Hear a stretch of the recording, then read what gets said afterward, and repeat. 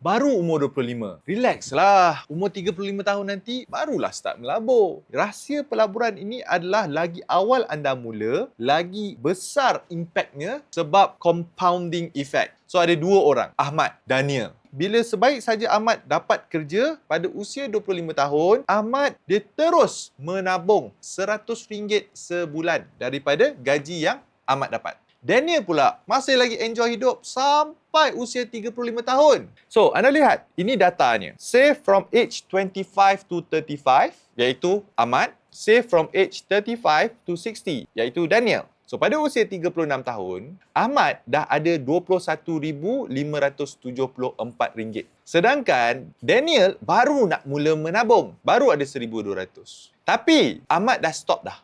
Sampai umur 46 tahun, Daniel baru dapat jumlah yang Ahmad dapat pada usia 35 tahun. Betul? Sedangkan, Ahmad dah ada 46,577.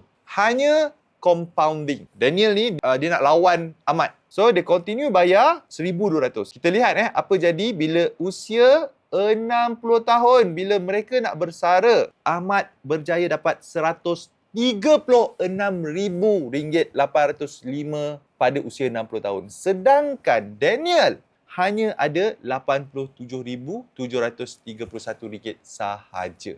Kesimpulannya, jadilah seperti Ahmad yang mana melabur awal, janganlah jadi macam Daniel yang melengah-lengahkan masa.